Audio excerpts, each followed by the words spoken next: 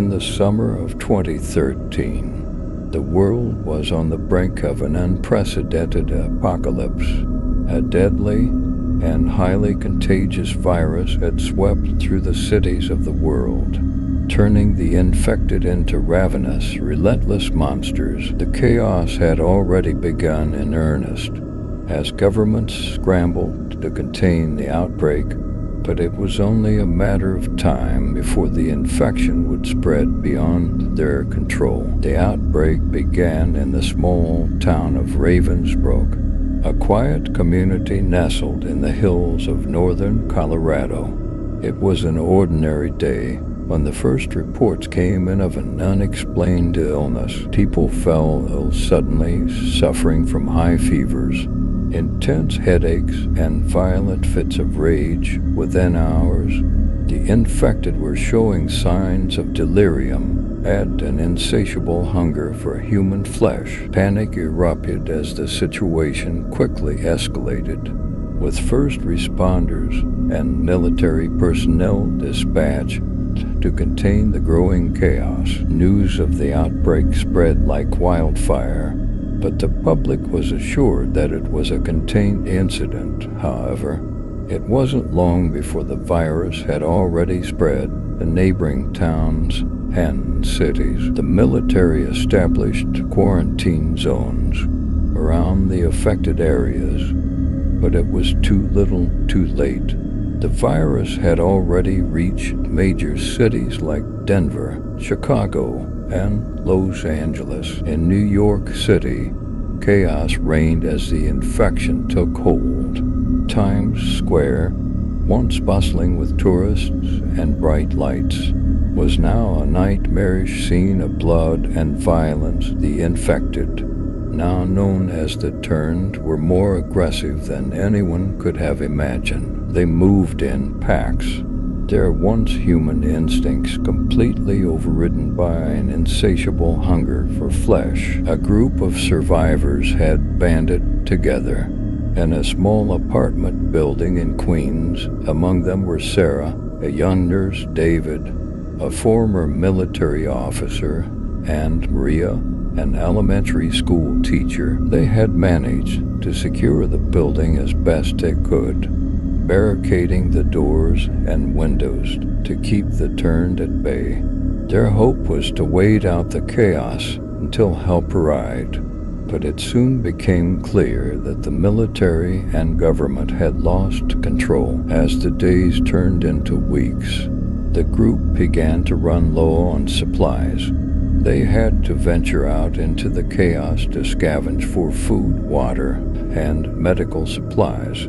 Each trip was a perilous journey, filled with close encounters with the Turned. The creatures had become more organized, seemingly communicating with each other and working together to trap and overwhelm survivors. One fateful night, as Sarah, David, and Maria made their way through the decaying cityscape, they were ambushed by a group of the Turned. It was a terrifying battle. As the creatures swarmed them with a savage hunger, they fought valiantly, but the odds were stacked against them. In the midst of the chaos, a mysterious figure appeared. Armed with a machete and a grim determination, he fought alongside them, dispatching the Turned with skill and precision. After the battle, he introduced himself as John, a former Navy SEAL who had been surviving on his own since the outbreak began. John had seen the Turned evolve into something far more dangerous than anyone had expected. They were not only aggressive, but seemed to be growing stronger and smarter. With each passing day, John joined their group, and together, they made a plan to escape the city. They had heard rumors of a rumored safe haven in the Appalachian Mountains, a place where a group of scientists were working on a cure. The journey was treacherous, but they had no other choice. The group faced countless challenges on their way out of the city, encountering hordes of the Turned and other desperate survivors.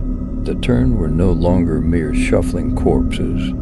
They were quick, cunning, and relentless. It was as if they had become an entirely new species, adapted for survival in a world where they were the dominant predator. As they made their way through the countryside, they witnessed the horrors of the plague firsthand. Abandoned towns, overrun by the Tern, were filled with the remnants of a once thriving civilization. The group's determination to reach the safe haven in the mountains only grew stronger. Finally, after weeks of grueling travel and countless close calls, they reached the mountains. They were met by the armed guards of the safe haven, who had strict protocols to prevent potential carriers of the virus from entering. John's military background and their collective determination convinced the guards to grant them entry. Inside the compound, they discovered a dedicated group of scientists working tirelessly to understand the virus and develop a cure. The safe haven was a haven of hope in a world overrun by despair. The scientists explained that the virus had continued to evolve, with the Tern becoming not just more aggressive, but also more resistant to conventional weapons. The survivors' arrival had brought new hope to the scientists.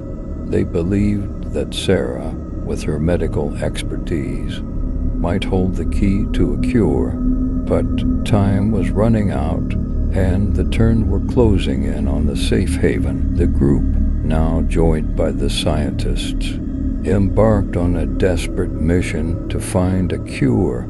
They faced not only the threat of the Tern, but also the rapidly deteriorating infrastructure of a world in chaos. As they delved deeper into the research, they discovered that the virus was a result of a military experiment gone horribly wrong. It had been designed to enhance soldiers' physical and mental capabilities, but it had mutated and spread beyond containment. In a race against time, Sarah and the scientists worked day and night to develop a potential cure, while John and David led missions to gather essential supplies and protect the safe haven from the encroaching Tern. The creatures outside had become even more organized, launching coordinated attacks on the compound. After months of tireless effort,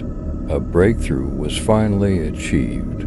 The scientists had developed a potential vaccine that could reverse the effects of the virus, but the Tern were at the gates, their numbers overwhelming. The survivors and scientists prepared for a final, desperate battle. As the Tern breached the compound's defenses, the survivors injected the vaccine into a small group of the infected to test its effectiveness. Miraculously, the Tern reverted to their human state. Confusion and terror in their eyes, it was a glimmer of hope in the darkest of times. With newfound determination, the survivors fought back with the vaccine as their secret weapon. One by one, the Tern were brought back from the brink of madness. The tide of the battle began to turn. In the end, the survivors held their ground,